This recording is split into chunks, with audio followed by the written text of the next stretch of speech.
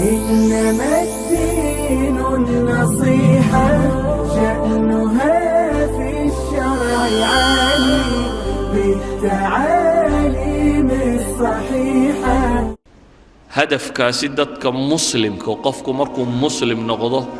ويول أما قول الرادعين أيه لكن نلشو أهداف يريرو كسوكا يسيل هذا وحال الربا أهداف يريرو سوكا إني أخد ميسو هدف كوين يعني وحكستو هدف كوين كوي عنيا وإنو النقضة وحان معنا بدنك تاذا كالصمينين مثلا إن هاد حوكسته وشغيستي وهانتي يالتي ومباح ووح بنان نوشنا ولا قربه لكن هدي هدفك كوي دارين ايان كورر إلهي كو قرآنك كو أماني وحلي محي رجال لا تلهيهم تجارة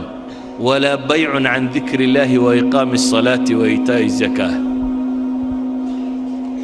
كوحبا إلهي أماني كوحدا الأماني وحلقوا المامي رغنمو الرجال ويان باليدي والرجال محي كسفوبة لا تلهيهم تجارة ولا بيع عن ذكر الله باع مشتركة إيا لعقت كسب الشديدو كما ويعيسو ما إلا وسيسو هدف كي وينا إنو صلاة أوغو إنو زكاة الله يمادو إنو إلهي عابدو إنو حصو إن آخره هرتي سايتالو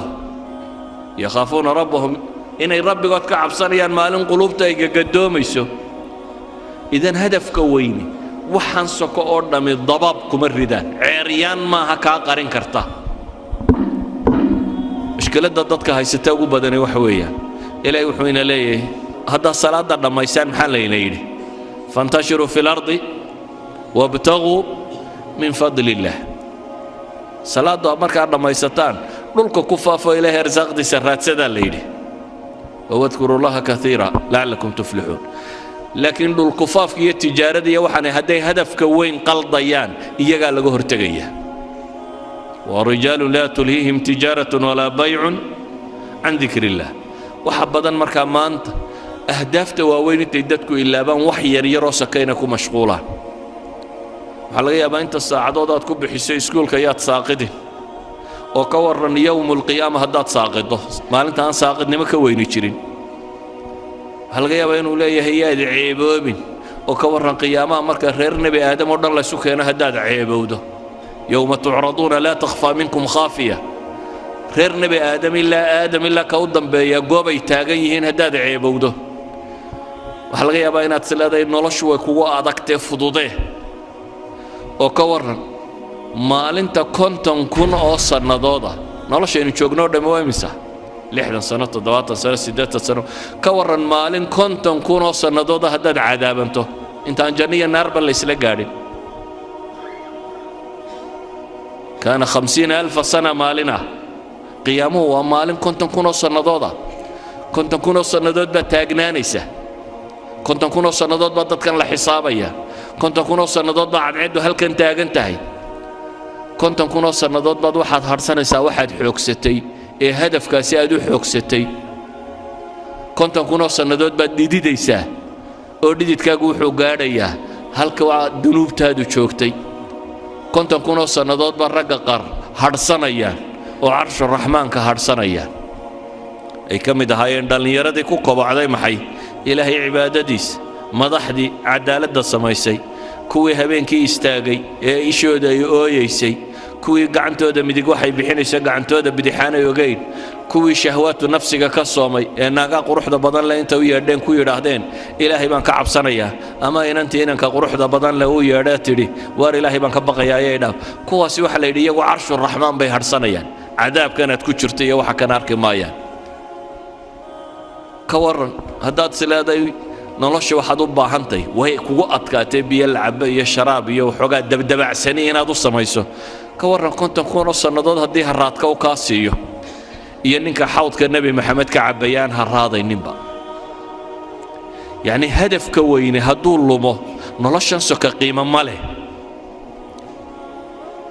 shayaaiin alinsi waljinina waxay isugu tageen inay hadafkaa weyn qariyaan oo ay kugu mashquuliyaan ahdaaf yaryaroo soke waxbarasho iyo capacity building iyo halkan kabood iyo xoogsi iyo shaqaysi iyo wax yaryaroo soke oo marar badan aan hadafkaba uu qiimaynaynin dhallinyaradana iyada waxa u sii dheer qaar aan tannaba wax ka tarin baaba lagu sii mashquuliyey hebel baa laadiya heblaaya kolayga ku riday kubad oo hadduu ku rido maxaa kaa galay maxaa ka soo baxaya ninbaa kubad 2 birood dhex mariyey maxay nolosha ku soo kordhisay gool baa la dhalay maxay nolosha ku soo kordhinaysaa aakhirana wax kama tarto adduunkana wax kama tarto idan ahdaaftii rasmiga ahayd dowradan waxa la idinku qabanayaa baan rajaynayaa in ahdaafta la saxo inaynu dib u xisaabtanno oo dib nolosha u hagaajinno inaynu buusalada hagaajisanno garanno barul amaan xagee lagu gaadhaa doon baynu saaranay noloshu waa doon badweyn ku dhex jirta hadday buusaladaadu sax tahay markabka badweynka soconaya haddii buusaladu kambasku hadduu saxan yahay mahma ay waxaanay dhacaan wuu gaadhi meel barriyo nabada uu dego wuu gaadhi haddiise kambasku kaa lumo mawjaduhunbaa kolba dhanku u kaxayn badweyntunbaad ku wareegi doontaa adoo aan weligaana dhul arkaynin waxaa la mid ah qofka noloshan garan waaya wuxuu jooga ka qabanayo haddaad cab oo cayaar oo boodbood oo wax dhal oo xoogso oo daaradhis oo kan samee dan hargeysaa joogtaan bal suuqa hargeysa isdhex taaga raggii dhisay meeye waa daartii xaaji hebel iyo watii ilmo hebelunbaa maqlaysaan meeye xaajiyadii ka tageen aarahan hargeysada aan maanta dhex joogtaan raggii lahaa cidi kama noola xaggay joogaan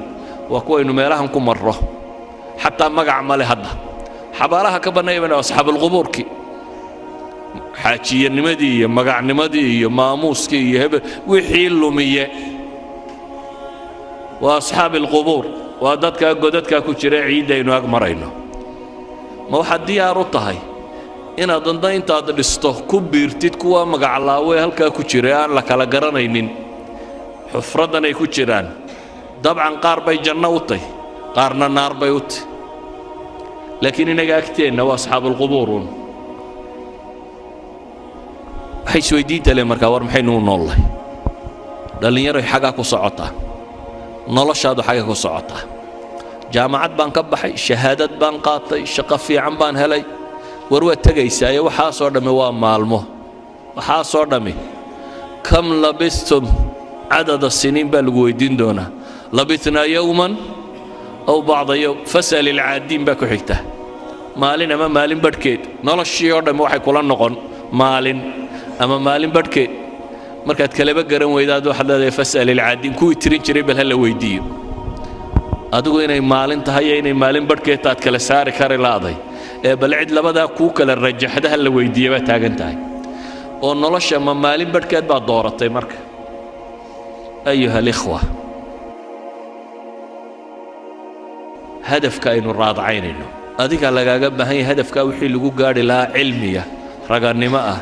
xoogsiya dadaala adigaa lagaa rabaa inaad la timaado adiga jid baa lagugu talagalay guul iyo guuldarro iyo waxani waa iska meel soke adiga waxaa lagaa rabaa inay naftu kaa baxdo adoo rabbigaa caabudaya adigoo ariiqa saxa ah haya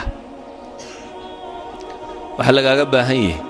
as'ilada kugu soo beeganta nolosha inaad ka jawaabi karto oo aad uga jawaabi karto hadafkii lagu abuuray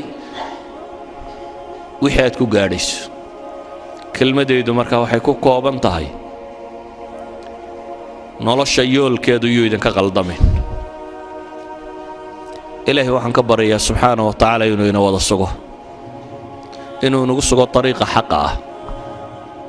inuu inaga badbaadiyo cadaabkiisa inuu inagu sugo jidka jannada loo maro